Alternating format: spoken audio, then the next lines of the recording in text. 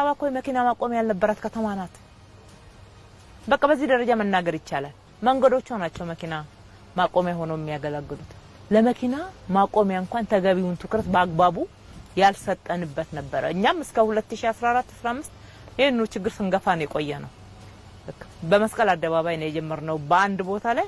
1400 ተሽከርካሪዎችን ማቆም የሚቻል ኢንቨስትመንት በመንግስት ኢንቨስት አድርገን ያሳየነው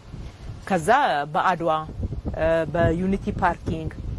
በሌሎችም እንደዛው ይያል አሁን የካ ላይ ትልቅ ፓርኪንግ G+8 ወደ ምድር ካለው ጋራ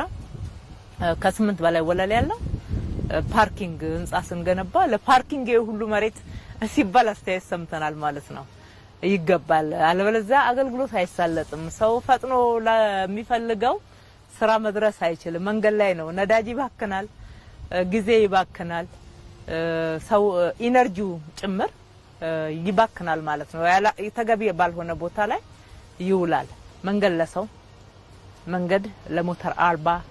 ትራንስፖርት ቀለል ያለ ግዴታ ታክሲ መጠበቅና አውቶቡስ መጠበቅ የለበትም ሰው ካንድ ሴንተር ሳይክል አይቶ አግኝቶ ፈጥኖ እስከሚፈልገው ቦታ ድረስ ሄዶ እዛ ጋር ቆሞ በቴሌብር ከፍሎ መሄድ መቻል ይሄ ትልቅ መዘመን ነው ዘመናዊ አውቶቡሶች አሁን ነኚ 100 አውቶቡሶችን ቀድመን ባናስገባ ኖሮ የኤሌክትሪክ አውቶቡሶችን በዚህ አሁን የመካከለኛው ምስራቅ ችግር ዓለም በሚያምስበት ሰዓት ምን ነበር ምን ሆነው አብዛኛው አዲስ አበባ ሰው ያው ፐብሊክ ባስ ነው የሚጠቀመው ፐብሊክ ትራንስፖርት ነው የሚጠቀመው ምን ሆነ ነበር ወደ 150 ሚኒ ባሶች ናቸው የኤሌክትሪክ ያሰማራ ነው መንግስት መስሪያ ቤት ውስጥ ናቸው ልክ ችግር ሲኖር አሁን አወጣለ